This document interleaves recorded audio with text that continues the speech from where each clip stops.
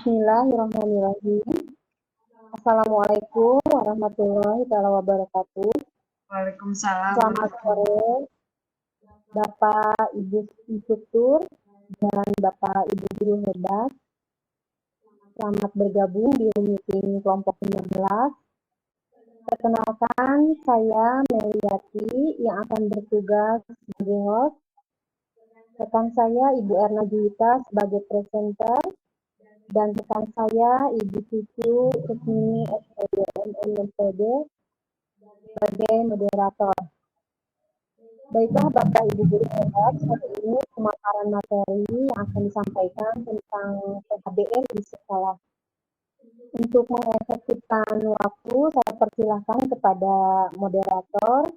Silakan Ibu Cucu. Terima kasih Ibu Eli Meliati selaku host. Ibu Bapak hebat sekalian, pada kesempatan kali ini kita akan membahas dan berdiskusi tentang PHBS, yaitu perilaku hidup bersih dan sehat. Seperti Bapak Ibu hebat ketahui bahwa sehat merupakan hak setiap individu agar dapat melakukan segala aktivitas hidup sehari-hari. PHBS di sekolah bisa dipraktikkan oleh peserta didik, guru, masyarakat, lingkungan sekolah atas dasar kesadaran sebagai hasil pembelajaran. Nah, PHBS apa saja yang dapat diterapkan di sekolah? Kita akan mendengar paparan yang akan disampaikan oleh Ibu Erna Juwita, SO, selaku presenter. Beliau adalah guru SD kelas 2 di SD Asati Ibtiah. Kita dengarkan paparan beliau mengenai topik pada kesempatan kali ini. Kepada Ibu Erna, saya persilahkan. Ya, terima kasih Ibu Cucu. Bismillahirrahmanirrahim. Pada kesempatan ini, saya akan berbagi informasi yang pernah saya dapatkan, yaitu mengenai PHBS di sekolah. Saya yakin Ibu Bapak hebat di sini sudah pernah mendengar apa itu PHBS ya. PHBS ini adalah perilaku hidup bersih dan sehat. Nah, ini adalah pengertian dari PHBS itu sendiri. PHBS adalah sekumpulan perilaku yang dipraktekkan atas dasar kesadaran sebagai hasil pembelajaran yang menjadikan seseorang atau keluarga atau kelompok dapat menolong dirinya sendiri dalam bidang kesehatan dan berperan aktif dalam mewujudkan derajat kesehatan masyarakat. Nah, dari sini sudah jelas ya bahwa PHBS itu adalah perilaku yang memang dipraktekkan karena sebelumnya dari hasil pembelajaran terlebih dahulu. Ini adalah PHBS secara umum. Nah, sekarang kita akan ke PHBS di sekolah.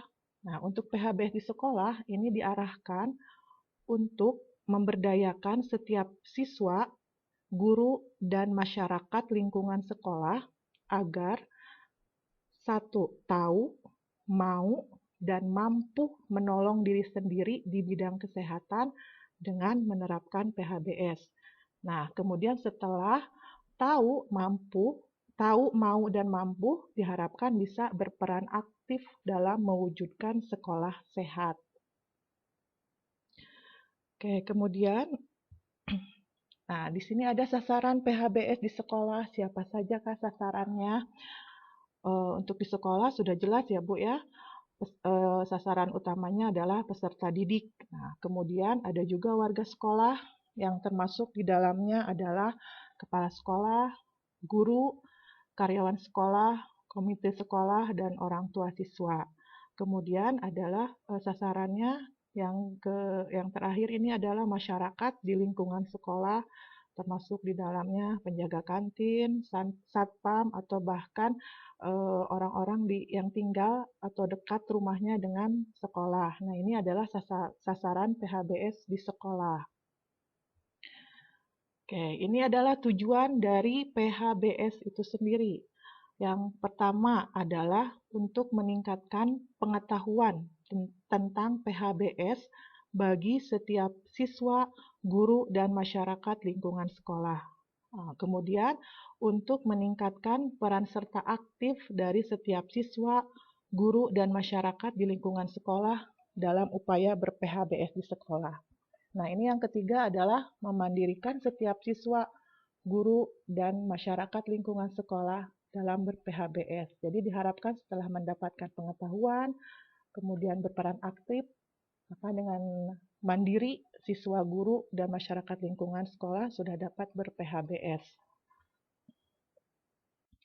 Oke, selanjutnya.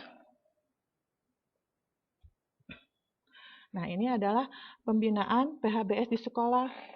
Pembinaannya itu adalah bertujuan untuk mempercepat terwujudnya sekolah per-PHBS untuk menjadi sekolah sehat. Jadi tujuannya itu adalah dibinanya supaya jadi sekolah sehat.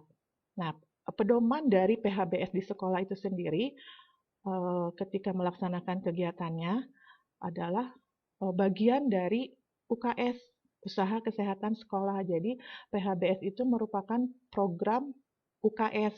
Nah, dalam UKS itu ada programnya, karena mencakup 3 program, maka disebut dengan Trias UKS, yang meliputi di dalamnya ada pendidikan kesehatan, pelayanan kesehatan, dan pembinaan lingkungan sekolah sehat.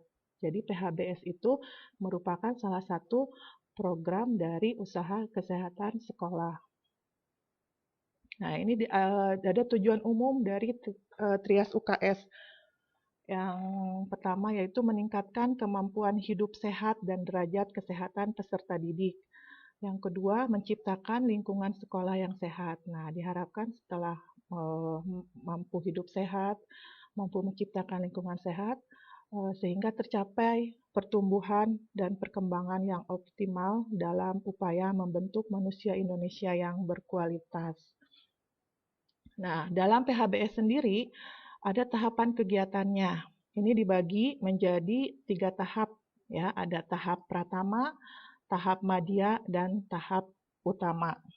Untuk tahap pratama ini adalah tahapan awal, ya, atau tahapan perilaku minimal yang harus dilakukan dengan mengoptimalkan sarana pendukung yang telah ada di sekolah. Jadi sarana pendukungnya yang sudah ada dioptimalkan, ya, untuk mendukung perilaku minimal ini. Nah, kemudian ada tahap madya.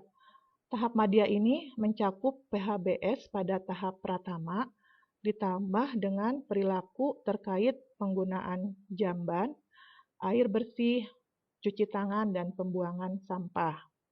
Nah, kemudian tahap ketiga ini adalah tahap utama, mencakup PHBS tahap madya, ditambah perilaku terkait konsumsi jajanan sehat, pemantauan pertumbuhan, perilaku tidak merokok atau nafza, narkotika, psikotropika, dan zat adiktif, ya. Ini adalah tahapan dari PHBS itu sendiri. Nah, sekarang kita masuk ke tahapan pertama. Apa saja sih perilaku yang harus kita terapkan dalam PHBS tahapan pratama ini? Nah, ini perilakunya mulai dari siswa, guru, dan semua, ya, warga sekolah. Nah, untuk siswa sendiri, ini adalah memelihara rambut agar bersih dan rapi. Dilakukan dengan mencuci rambut secara teratur, menyisirnya. Jadi ketika sampai di sekolah, rambutnya rapi, disisir, kemudian rambutnya bercahaya, ya Bu, ya, tidak kusam gitu, ya, tidak berbau dan tidak berkutu, itu, ya, rambut yang bersih. Nah, biasanya Bapak Ibu hebat, kebersihan rambut ini bisa dicek, ya, diperiksa, dilakukan minimal seminggu sekali dengan bantuan guru kelas, ya, biasanya berkoordinasi dengan guru kelas atau boleh juga dengan kader-kader UKS, ya, dilakukan pemeriksaan ke setiap kelas, dilakukan seminggu sekali. Nah, kemudian yang kedua ada memakai pakaian bersih dan rapi. Nah, di sini pakaiannya, bajunya berarti tidak ada kotorannya, tidak berbau, dan rapi. Nah, ini didapat dari mencuci baju, setelah dipakai, dirapikan, dan disetrika. Sama halnya dengan memelihara rambut, pakaian juga biasanya dilakukan pengecekan minimal seminggu sekali ya. Yang ketiga di sini ada memelihara kuku agar selalu pendek dan bersih. Adalah memotong kuku sebatas ujung jari tangan secara teratur dan membersihkannya sehingga tidak ada kotoran atau hitam-hitam di kuku ya. Nah, ini biasanya juga dilakukan pemeriksaan seminggu sekali. Kalau di sekolah kami biasanya dilakukan setiap hari Senin ya Bu ya, untuk memeriksa kuku ini. Nah, kemudian ada yang keempat, memakai sepatu bersih dan rapih. Ini adalah maksudnya adalah memakai sepatu yang tidak ada kotoran menempel pada sepatu. Rapih misalkan sepatunya ditali, kalau enggak ya jadi talinya jangan sampai terlepas gitu ya. Sepatu bersih ini diperoleh bila sepatu dibersihkan setiap kali sepatu kotor. Sama halnya dengan poin 1, 2, 3 ini bisa dilakukan oleh pemeriksaannya dilakukan oleh guru UKS dan kadar UKS didampingi oleh guru kelasnya masing-masing. Nah, kemudian yang kelima adalah berolahraga teratur dan terukur. Ini biasanya selain ada pelajaran olahraga, bisa juga didapat misalnya dengan diadakannya seminggu sekali ada senam bersama ya, semua warga sekolah mengikuti acara senam bersama, atau misalnya di sela-sela kegiatan ya Bu ya, kegiatan pembelajaran bisa break dulu gitu di kelasnya masing-masing, ada di setel musik atau bagaimana untuk melakukan olahraga ini. Biasanya boleh senam atau gerakan-gerakan ya. Nah, kemudian yang keenam ada memberantas jentik nyamuk. Ya, ini adalah upaya untuk memberantas jentik di lingkungan sekolah yang dibuktikan dengan tidak ada jentik nyamuk pada tempat-tempat penampungan air, bak mandi, gentong air, vas bunga atau pot bunga. Kemudian ada wadah pembuangan air dispenser ya, itu harus sering dicek. Biasanya di situ jika lama tidak dibersihkan bisa ada jentiknya. Jadi diharapkan itu diberantas dan memang tidak ada jentiknya ya. Kemudian selain memberantas jentik, juga dilakukan pemberantasan sarang nyamuk ya, misalnya dengan melalui kegiatan menguras dan menutup tempat-tempat penampungan air, kemudian mengubur barang-barang bekas yang dapat menampung air. Itu bisa dilakukan seminggu sekali juga ya. Nah, ini adalah tahapan pratama ya. Nah, ini di sini ada sarana pendukungnya ya Bu ya, dari bangunan sekolah yang mempunyai ventilasi yang cukup, pencahayaan yang cukup. Kemudian diadakan juga piket kebersihan kelas ya. Halaman sekolah ditanami dengan pohon, tanaman obat. Nah, ini adalah sarana pendukung yang diharapkan ada di sekolah ya. Nah, sekarang kita ke tahap madya. Nah, tadi kan tahap madya itu adalah mencakup PHBS sekolah, tahap pratama ditambah. Nah, yang ini adalah menggunakan jamban yang bersih dan sehat. Jadi, diharapkan jamban yang bersih dan sehat ini ada tempat terpisah ya untuk siswa laki-laki dan perempuan. Kemudian sekolah juga mempunyai pembuangan akhir ya, atau biasa disebut dengan septic tank ya. Nah, ini dapat merupakan tahap madya ya. Ada perbandingannya biasanya ya, untuk jamban ini 1:30 siswa ya untuk laki-laki, dan untuk perempuan 1:20. Nah, kemudian ada menggunakan air bersih. Jadi diharapkan sekolah ini menyediakan sumber air, bisa berasal dari sumur terlindung, air pompa, penampungan air hujan, air ledeng, atau yang yang bersih gitu ya. Kalau ada penampungan misalnya di penampungannya tertutup. Nah, dan harus bisa tersedia gitu, mencukupi kebutuhannya untuk seluruh peserta didik. Nah, ini yang ke-9 adalah mencuci tangan dengan air mengalir dan sabun. Nah, ini nih sekarang lagi giat-giatnya ya untuk mencegah virus corona. Mencuci tangan dengan air mengalir dan sabun ini dikampanyekan lagi ya.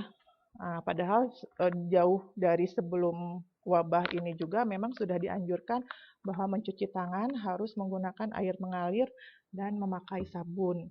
Nah, ini kemudian yang terakhir dari tahap madya ini adalah membuang sampah ke tempat sampah terpilah ya. Ada sampah basah, sampah kering, dan sampah berbahaya. Mungkin kalau di setingkat SD biasanya hanya ada 2 ya Bu ya, sampah basah dan sampah kering. Kalau sampah berbahaya itu biasanya sampah medis, jadi tidak diperlukan 3 tong sampah.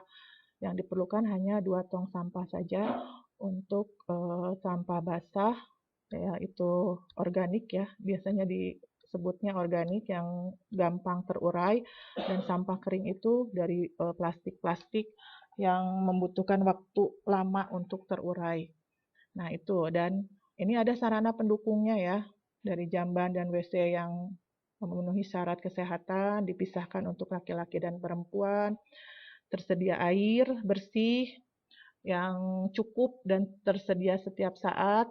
Nah, ini kemudian sarana pendukung yang lainnya adalah wastafel ya Bu ya, untuk cuci tangan yang tentunya sudah dilengkapi dengan sabun cair, kemudian tisu untuk mengelapnya, atau sekarang pun banyak ya yang wastafel yang bisa dibuat sendiri, misalkan dari galon, terus di bawahnya dikasih penampung airnya, itu bisa dilakukan kalau memang sebelumnya tidak ada yang permanen ya Bu ya.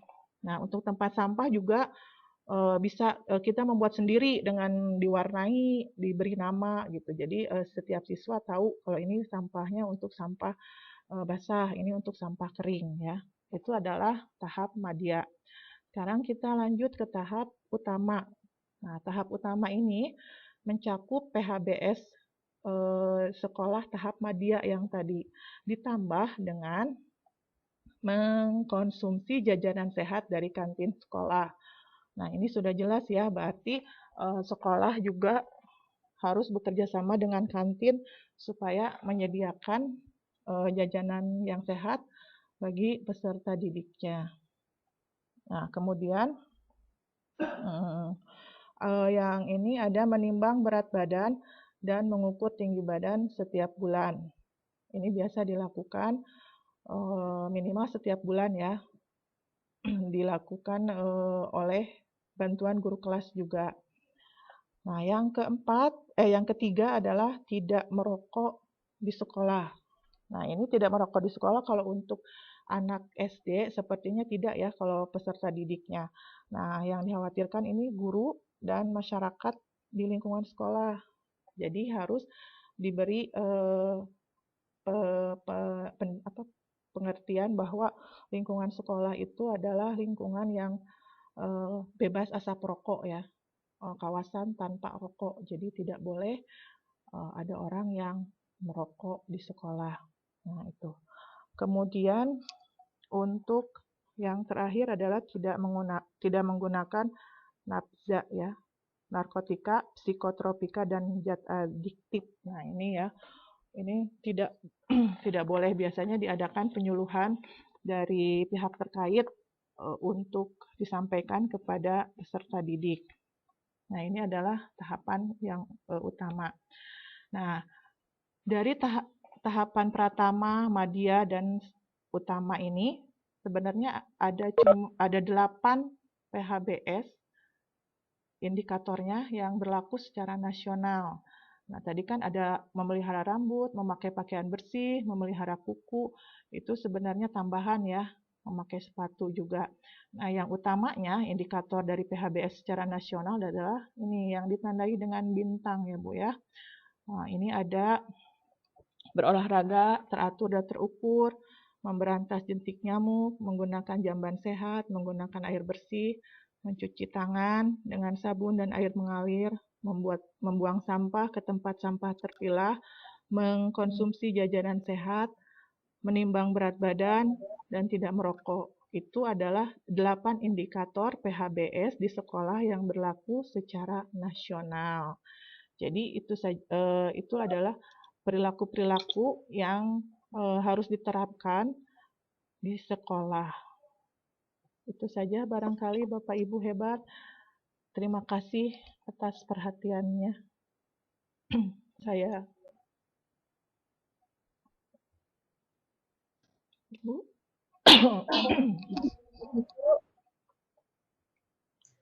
Ya, Ibu Erna, terima kasih atas paparannya yang luar biasa kepada para partisipan. Apabila ada pertanyaan, silahkan. Kita akan mangga Bapak Ibu, bila ada Tanya boleh melalui chat atau mengacungkan tangan juga bisa Bapak Ibu.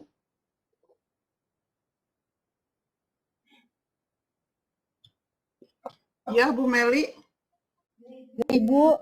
Oh, Bu Meli, Bu Erna. Ya, Bu. Ya, setelah mendengar beberapa paparan tadi ya, memang harus diaplikasikan oleh setiap siswa. Cuma mungkin kadang-kadang seperti itulah siswa selalu mengabaikan. Mungkin tugas para guru seperti itu ya, yang memang harus selalu mengarahkan, membimbing terus, apalagi siswa yang di sekolah dasar yang memang masih sangat perlu bimbingan di sekolah maupun di keluarga ya, begitu Bu Erna. Iya Bu. Perilaku hidup bersih dan sehat seperti itu. Iya Bu, jadi ini harus ada kerjasama dari semua pihak ya Bu ya. Ya, karena PHBS sekolah ini berawalnya dari PHBS di rumah tangga dulu Bu. Jadi di rumah sudah diterapkan PHBS, jadi di sekolah tinggal melanjutkan seperti itu Bu. Dan tugas guru memang guru KS kan tidak sendiri ya Bu ya, dibantu dengan guru kelas, berkoordinasi dengan guru kelas untuk berjalannya PHBS ini. Iya.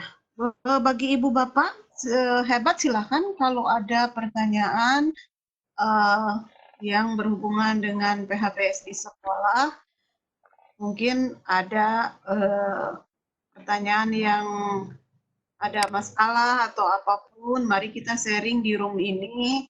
Siapa tahu ada pemecahan masalah untuk tentang PHBS ini. Ya Bu, sambil menunggu saja Bu Erna, tadi saya dengar ada beberapa indikator ya, 8 indikator. Itu dilakukan di sekolah, untuk yang di sekolah ya, indikator umum kan? Iya, itu indikator umum. Yang 8 indikator itu di tempat umum mungkin ya? Itu yang 8 indikator itu untuk di PHBS di sekolah Bu. Kan saya sedang membahas PHBS di sekolah. Nanti kalau di tempat kerja mungkin ada lagi indikatornya. Di tempat-tempat umum juga biasanya ada lagi indikatornya. Mungkin ada hampir sama tapi sedikit ditambahkan atau ada yang dikurangi seperti itu Bu. Iya. Jadi nah ini ya belum ada ya? Ya. Belum ada yang memberikan pertanyaan. Ini terkait PHBS, ini yang jadi masalah kadang-kadang ini memang harus ada kerjasama ya, kaitannya dengan sekolah ramah anak itu, dan kebersihannya itu jajanan sekolah. Kadang-kadang kalau kita tidak jeli itu para pedagang suka menjual makanan yang memang kurang sehat. Mungkin tugas guru ya, tugas pihak sekolah yang memang harus mengawasi jajanan apa yang memang sehat dan layak dikonsumsi bagi siswa ya Bu Erna ya. Karena saya lihat di SD itu banyak ya. Kalau mungkin di SMP atau di SMA itu kan kantin sudah di dalam, kemudian tidak ada pedagang kaki lima seperti itu kalau di SMA. Jadi kita lebih mudah lah untuk mengawasi dan mendata makanan apa saja yang dijual. Cuma kalau di SD kebanyakan saya lihat gitu, itu banyak pedagang-pedagang kaki lima yang memang menjajakan jajanannya yang menurut saya kurang sehat gitu. Nah, menurut Bu Erna gimana ini supaya pihak sekolah make sure meyakinkan bahwa jajanan yang yang dijual oleh pada pedagang itu memang sehat seperti itu. Ya, baik Bu. Mungkin yang Ibu katakan benar itu ya, untuk kantin sekolah sendiri itu sudah jelas diawasi oleh sekolah dan mereka sudah menjajakan jajanan yang sehat, terus yang kadaluarsanya masih lama. Nah, yang jadi masalah adalah pedagang yang ada di luar gerbang sekolah itu biasanya ketika pulang itu banyak sekali. Nah, di sini kemarin ya saya sempat mendapatkan informasi dari pihak Puskesmas sebagai pembina UKS berkaitan dengan pedagang ini. Mereka bersedia untuk datang ke sekolah dan mengambil sampel makanan dari setiap pedagang. Jadi nanti oleh pihak Puskesmas dagangannya itu diperiksa, Bu, apakah aman. Takutnya kan memang banyak yang mengandung zat pengawet, terus pewarna yang bukan pewarna makanan. Nah, kemarin pihak Puskesmas menawarkan, enggak katanya Ibu, Bapak yang sekolahnya mau diperiksa jajanannya bisa menghubungi pihak Puskesmas.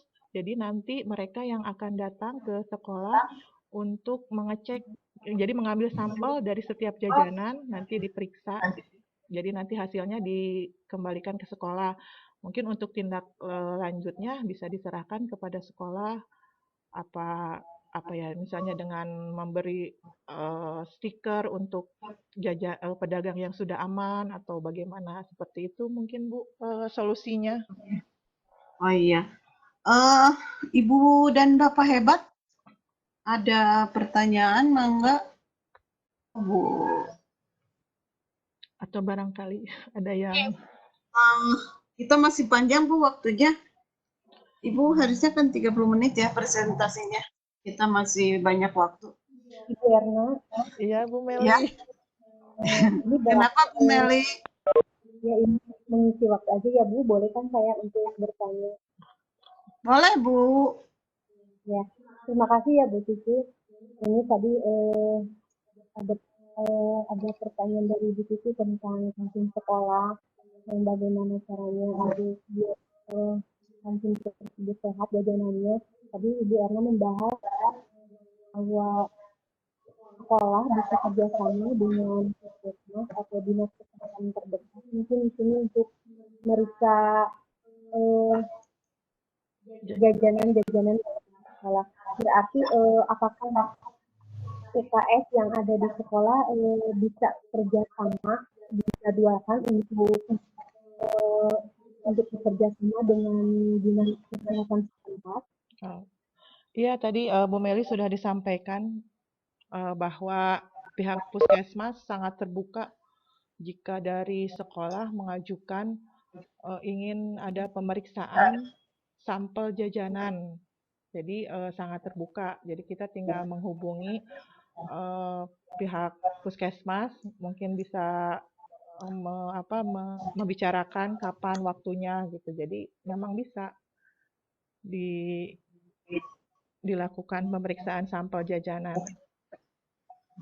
Seperti itu Bu Meli. Iya Bu Meli. Iya. Ya, belum ada pertanyaan. Kita masih ada waktu Bu sambil berdiskusi. Nih, ada kadang-kadang kan ada indikator tidak boleh merokok di sekolah ya Bu. Iya. Yang disampaikan tadi salah satunya. Nah, ini ada guru yang suka merokok di sekolah, tapi bilang jangan merokok anak-anak ya. Tapi dianya merokok seperti itu. Saya banyak mendapati. Mudah-mudahan yang hadir di sini enggak gitu. Cuma saya melihat gitu. Ibu itu kenapa Bu? Iya Bu, harusnya di sekolah itu udah KTR ya Bu ya, kawasan tanpa rokok. Jadi ketika ada orang yang merokok bisa dikenai denda itu Bu. Iya, di sini ada tulisan bebas rokok. Iya. Mereka menginginkan ya bebas merokok. Bebas merokok di mana saja ya. Karena kan tulisan bebas merokok gitu kan, bebas asap rokok gitu ya. Iya. Artinya asap rokoknya bebas pergentayangan mungkin seperti itu. Ya itu mungkin banyak hal-hal yang memang secara teoritis memang idealnya seperti itu. Cuma kadang-kadang memang ini harus selalu diingatkan Bu Erna dalam penerapannya, selalu diingatkan kepada semuanya para stakeholder bahwa memang perilaku hidup bersih dan sehat ini memang harus benar-benar dilaksanakan oleh sekolah demi tercapainya pembelajaran yang baik. Dan memang dari secara teorinya ini adalah perilaku hidup bersih dan sehat ini yang memang hasil daripada pola pembelajaran yang kita ajarkan. Artinya tidak berhenti-berhenti ya kita sebagai guru ya Bu Erna, untuk terus membimbing, mengingatkan bagaimana pola hidup bersih dan sehat itu baik di tempat umum maupun di sekolah dan di rumah, seperti itu ya Bu Erna. Iya Ibu, betul sekali. Ini dari Pak Ade, izin bertanya, silakan Pak Ade. Oh iya, mangga Pak Ade mau bertanya silakan. Silakan Pak Ade. Iya, assalamualaikum warahmatullahi wabarakatuh. Waalaikumsalam. Iya, Pak Ade. Mohon izin bertanya Bu Erna, aduh materinya saya pisan perkawis PHBS ya. Iya, pan terkait dengan hidup bersih dan sehat ya ini pengelolaan di sekolahnya ya. Iya. Ada bedanya nggak dengan yang disebut dengan sekolah adiwiyata atau sekolah sehat itu dengan PHBS ini? Oh iya. Itu yang pertama ya Bu. Silakan Bu. Oke, langsung. Bu Erna, ya pertanyaan dari Pak Ade itu apa bedanya sekolah adiwiyata dengan PHBS? Apakah sama atau beda? Ya bangga Bu Erna. Ya, terima kasih Pak Ade pertanyaannya, bagus sekali. PHBS itu merupakan langkah awal ya Pak ya dari terciptanya sekolah sehat. Jadi sebelum sekolah sehat ya tentunya harus ada perilaku sehatnya dulu di dalam sekolahnya itu sendiri. Jadi sebelum sekolah sehat kita harus menerapkan dulu PHBS ini yang ada 8 indikator itu yang berlaku secara nasional. Jadi diterapkan dulu di sekolah. Ketika 8 indikator itu sudah terlaksana dengan baik, jadilah sekolah kita sekolah sehat. Untuk itu biasanya ada ininya Pak, lombanya ya, lomba sekolah sehat. Nah itu, jadi itu tujuan utamanya, goalnya itu sekolah sehat. Itu Bapak barangkali. Iya, terus gini Bu, kan itu kan baru tataran PHBS ya, belum tataran ke sekolah sehat ya? Iya, belum Pak. Masih. Pengen tahu sih Bu, teknis pelaksanaan di sekolahnya itu kan seperti apa gitu ya? Kan itu biasanya kan dibuat aturan-aturan mungkin ya. Mungkin sama juga di sekolah saya juga mungkin ada aturan. Nah intinya PHBS ini ketika ada pelanggaran dari siswa yang melanggar PHBS, misalkan kukunya panjang atau rambutnya gondrong seperti itu ya. Karena kan PHBS ini berlaku nasional mungkin ya, baik di tingkatan SD maupun SMA mungkin gitu ya. Iya Pak. Pertanyaannya tuh apa? Kalau di sekolah ibu yang ibu lakukan tuh sanksinya sih bagaimana Bu, berupa apa? Karena kan kita nggak mungkin ya sekarang itu sanksinya kayak dulu gitu ya, ada hukuman fisik atau seperti apa gitu. Nah, yang pengen saya tanyakan secara tertulisnya seperti apa, kemudian sanksi bagi siswanya itu yang melanggar itu seperti apa. Mungkin itu yang kedua Bu tentang PHBS ini. Ya, mangga Bu Erna, langsung saja jawab. Ya, baik, terima kasih Pak Ade. Sebetulnya kalau di sekolah kami ya Pak ya, ini masih belum terbentuk timnya. Hanya memang sudah melaksanakan, tapi belum terbentuk timnya. Sebenarnya sebelum kita melaksanakan PHBS ini idealnya ya Pak ya, harus kita membentuk tim inti gitu ya. Nanti dianalisis dulu situasinya bagaimana, ada kelompok kerja, kemudian ada juga pembekalan teknis ya, kemudian penyiapan sarana pendukung, sosialisasi, nah baru penerapan PHBS secara berkesinambungan. Nah, termasuk di dalamnya juga ada pengawasnya gitu, kayak ada satgas gitu ya, satgas PHBS di sekolah. Nah, dan udah diterapkan, misalnya ini sanksinya apa kalau dilanggar, itu sudah dibicarakan biasanya. Nah, untuk di sekolah kami, memang kami belum membentuk tim inti ini ya Pak, masih sebatas apa ya, melaksanakannya saja. Nah, kalau untuk sanksinya, jadi misalnya si anak datang ke sekolah dengan kuku yang panjang ya, kukunya panjang gitu ya, hitam-hitam. Nah, biasanya kita sanksinya dengan membersihkan tempat-tempat atau sarana yang ada di sekolah, atau boleh juga dengan sanksinya menyiram tanaman gitu Pak, kemudian ya membersihkan tempat-tempat sarana di sekolah saja Pak. Jadi sanksinya bukan berupa hukuman yang lebih ke belajar juga gitu Pak. Malah kalau kelas 1 mah ya Pak ya, ada kuku anaknya panjang tuh sama guruna Pak ditek-tekan heula.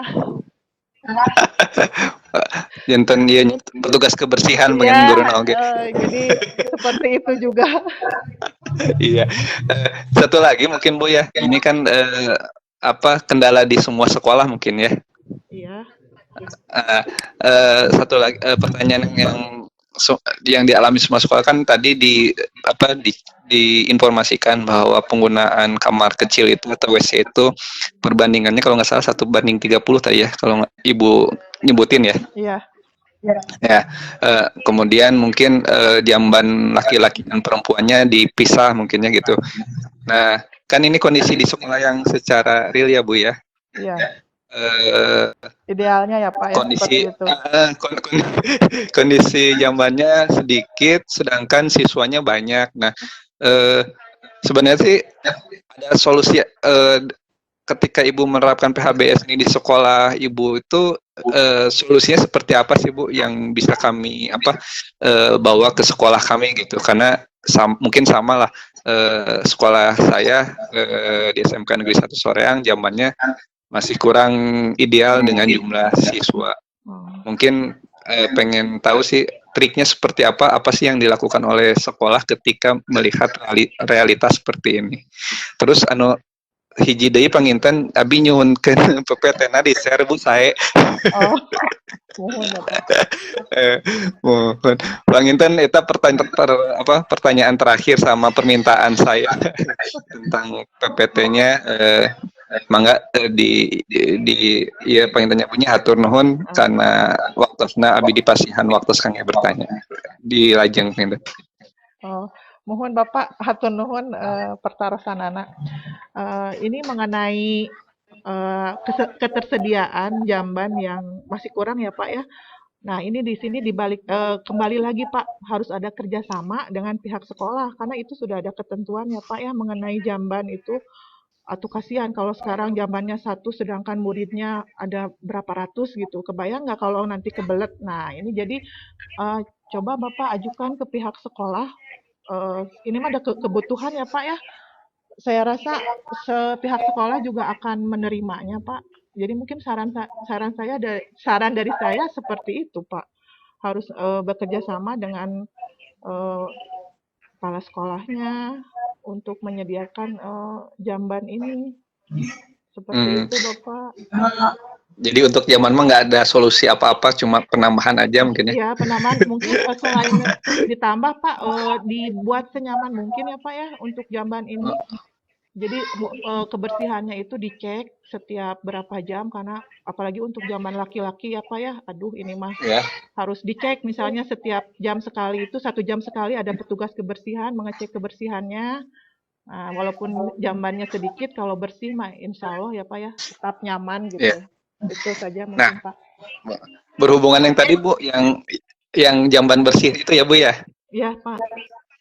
Boleh nggak kita selaku guru gitu memberikan tugas tambahan ke siswa misalkan untuk beres-beres jamban atau bersih-bersih jamban gitu? Apakah tidak menyalahi aturan nggak tentang pemberlakuan PHBS ini. Oh, ya terima kasih Bapak. Untuk bersih-bersih itu sangat dibolehkan ya Pak, tapi mungkin tidak sering Pak dilakukannya ya. Karena itu kan ada petugas khusus ya Pak ya, tapi untuk Iya.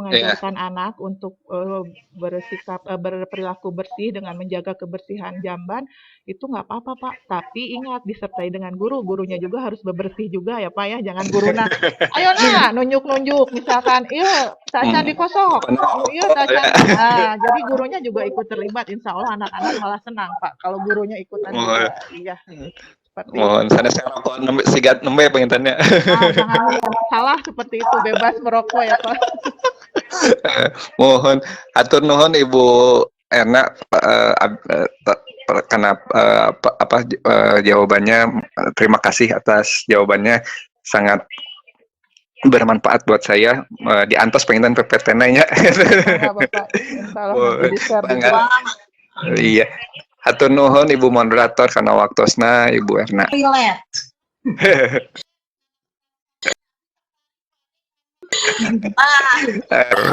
Toilet itu untuk pengadaan toilet sebenarnya itu 1:10 Pak Ade. Jadi kalau toilet 10. ya, jadi harus ada satu kelas itu minimal 2 toilet siswa perempuan dan laki-laki. Seperti itu.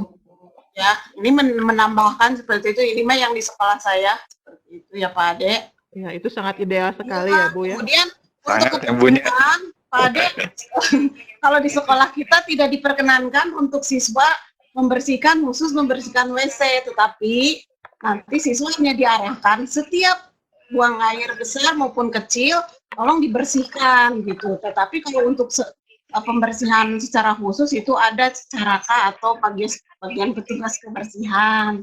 Seperti itu Pak Ade, mungkin menambahkan. Iya, siap. Kalau kurang WC, kalau WC kurang, nyunkin ka sa itu. ada itu ada dana Pak Ade namanya DAK itu. Dana alokasi khusus. Namanya DAK itu dana alokasi khusus dari Provinsi Jawa Barat. Kalau kita ya, iya kebetulan saya dapat alokasi dana, kemudian saya mendapatkan ruangan 2 ruangan toilet, tapi ini standar hotel. Jadi ada toiletnya, urinernya 2 jadi 4, kemudian klosetnya 4. Jadi kayak seperti hotel gitu, ada wastafelnya juga seperti itu. Kemudian juga ada, ya itu ada dana alokasi khusus, tapi sebelumnya harus mengajukan dulu proposalnya. Mangga Pak Ade mengajukan. Proposalnya diajukan tahun ini, tahun depan bisa cair Bapak. Oh, setahun sekali berarti ya, pengajuannya setahun berarti ya. Nah, itu kepala sekolah udah tahu kok. Tapi kebetulan jadi saya dan di Sarpras, jadi kita yang mengajukan nanti kepala sekolah nanti biasalah ditandatangan oleh kepala sekolah. Nah, kemudian nanti ada respon biasanya setahun anggaran tahun depan. Nanti kan dianggarkan nih. Ada dana alokasi khusus. Siap berarti. Ya, itu untuk toilet. Bu Cucu berartinya. Ya, bisa Mangga. Toilet siswa itu laboratorium segala macam ada. Cuma kalau untuk ruang kelas itu beda lagi. Cuma ini khusus gitu, dana alokasi khusus. Jadi kalau kekurangan disampaikan, tapi ada syaratnya, harus ada lahannya. Iya, betul Bu, harus ada lahannya, lahan kosong. Juga ukuran segala macam lahannya. Kalau Bapak mau, nanti untuk ini saya ada proposalnya, bisa nanti lihat apa aja yang mesti dicantumkan dalam proposal seperti itu untuk pengajuan dana alokasi khusus untuk dan lain sebagainya. Jadi kayak Pak Ade koordinasi sareng Bu Cucu. Mohon sareng ABG kayak penginten amangan ke sakolana Bu Erna perkawis eta PHBS-na. Mohon mangga Pak diantos. Siap atuh Pak Wik itu mah. Ya. Mohon informasinya Bu Erna, Bu Cucu, Bu Eli penginten punten terus ngarewong kanu pertarosan bagiannya manawi tertarik harus ke mohon PHBS ya, mohon mudah-mudahan sekolah orang masing-masing tiasa janten sekolah sehat pangintennya. Amin. Amin. Mangga dilajeng kanu sanesna. Ya, terima kasih Pak Ade. Cukup menghangatkan ruangan ini. Mangga, Bapak Ibu mungkin ada respon. Jadi Bu Erna, Iya, Bu. sebenarnya ini penting sekali ya, pola hidup bersih ini. Nah, kebetulan informasi sekolah SMA Negeri Sokredang juga sebagai sekolah adiwiyata. Jadi pertama adalah ini kan apa hidup bersih. Kebetulan koordinatornya saya sendiri Bu Erna. Oh iya, Untuk- alhamdulillah ya Bu ya. Ya, Ya, jadi untuk sekolah adiwiyata. Kebetulan 2 tahun kemarin itu udah juara 2 dari provinsi untuk sekolah adiwiyata. Jadi Ya, penerapannya itu dulu PHBS dulu. ya PHBS dulu, baru itu ya goalnya ya Bu ya, sekolah adiwiyata, sekolah sehat. Nanti ada 4 indikator bahwa di sekolah itu dinyatakan sekolah adiwiyata. Mungkin nanti itu mah pembahasannya. Iya. Bu Meli, mungkin Ya, ada masukan atau apa? Ya Bu Cucu, Kita masih ada waktu. ya ada partisipan lagi nggak yang bertanya atau Belum ada ini, menanggapi? belum ada, masih kosong, tidak ada, belum ada yang ngacung ataupun menulis pertanyaan di chat. Jadi masih Insya Allah yang di room ini sudah ber-PHBS ya Bu ya. Makanya tidak ada pertanyaan. sekedar berdiskusi saja Bu, sharing Bu Cucu, dengan teman-teman. Ya, ini tadi Ibu sekolah Ibu kan apa ya? Adiwiyata. Adiwiyata juara 2 ya Bu ya, di Provinsi Jawa Barat. Bu Cucu, iya Bu, masih on. oh iya, ini Bu mau tanya, tadi kan sekolah Ibu juara Adiwiyata tingkat provinsi. Ini Bu apa saja sih kalau mau sekolah mau apa ya namanya mau ikut lomba adiwiyata itu apa saja yang dipersiapkan, terus kendalanya apa biasanya pada umumnya? Ya Bu Meli, sekolah adiwiyata itu sekolah yang berpeduli. Peduli apa? Sekolah peduli dan berbudaya lingkungan, seperti itu sekolah adiwiyata. Itu ada beberapa hal pokok gitu ya, yang memang jadi indikator untuk sekolah adiwiyata, yaitu yang kebijakan berwawasan lingkungan. Artinya di sekolah itu harus benar-benar ditanam pohon yang memang pohon-pohon yang istilahnya pohon rindang.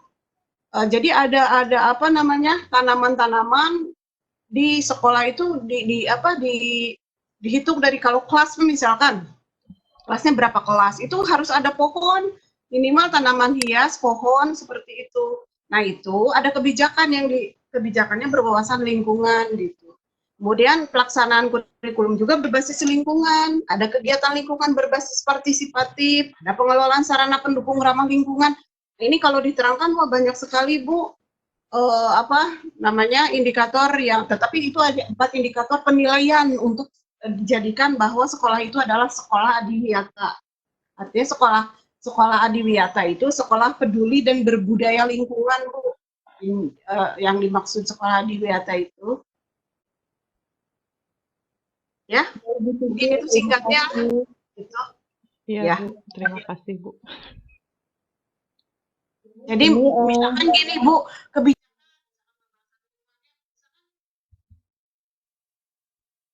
mata pelajaran wajib muatan lokal maupun pengembangan diri itu ada pada pendidikan lingkungan hidup. Jadi semua semua berbasis lingkungan atau kebijakannya berwawasan lingkungan. Tapi tetap ini harus ada kerjasama. Kalau kita misalkan prepare nih ada misalkan lomba sekolah adiwiyata. Nah itu memang dipersiapkan dengan sungguh-sungguh Bu. Jadi tapi memang ini harus berkelanjutan sebenarnya gitu. Jadi dari segi kebijakan dulu kebijakan itu memang harus berwawasan lingkungan. Jadi pelaksanaan kurikulum juga harus berbasis lingkungan seperti itu Ibu dan Bapak Guru. Ya, terima Jadi kasih bisa Bu Cucu ya. ya misalkan di majalah kita ada koran, ada itu koran-koran memang yang di barang bekas yang memang kita bisa di recycle, kita bisa di optimalkan sedemikian rupa sehingga menjadi barang-barang yang bisa memberikan manfaat dan berekonomi seperti itu. Nah, banyak sekali memang indikator dari sekolah adiwiyata kalau kita disebarkan seperti itu. Cuma ada 4 saja indikator yang memang dinilai untuk sekolah adiwiyata. Seperti itu, Ibu. Ya. Salah satunya perilaku hidup bersih ya, segala macam memang harus ada 8 indikator yang disampaikan. Ya, Bu Eli. Terima kasih ya atas penjelasannya. Boleh saya menambahkan tadi terkawis WC Ibu Cici. Terkawis tahun? Toilet. Iya, toilet, mohon Bu. Ini Bu, kalau menurut saya ya tadi selain biar tempatnya lebih nyaman atau ditambah lagi gitu ya ke pihak sekolah diajukan, tapi kan lama mungkin ya, waktunya lama. Tetapi ini bisa diusahakan dengan secara periodik pihak sekolah juga bisa memanggil bukan pihak sekolah atau wali kelas membatasi anak-anaknya untuk ke kamar mandi. Jadi jangan terlalu sering, tetapi kalau kebelet ya boleh saja. Kalau itu kita tidak bisa melarang. Itu mah maksudnya gantian bukan. Itu mah Kalau di SD itu mah alamiah. Manusiawi. Kalau di SD itu Bu, anak-anak lebih sering ke kamar mandinya. Ketika diikuti cuma cuci muka. Iya, Ibu. Terus kalau pihak pedagang ini bisa si pihak sekolah yang memanggil secara periodik kepada yang suka berdagang di depan sekolah atau di gerbang sekolah. Jadi biar diminta pertanggungjawabannya. Jadi selain jajanannya harus sehat, mungkin dia harus memperhatikan kebersihan sekitar lingkungan sekolah. Kadang ada sejumlah pedagang yang hanya berdagang saja, tidak memperhatikan kebersihan lingkungan sekolahnya. Jadi bekas dagangnya kadang ada sampahnya, tidak dibersihkan gitu. Iya. Iya Ibu, kata saya juga itu tetap tidak bisa kita bergerak sendiri, harus ada kerjasama Bu. Dari sekolah, ya kalau dari sekolah kan ada pihak guru dan masyarakat sekolah juga stakeholder Bu.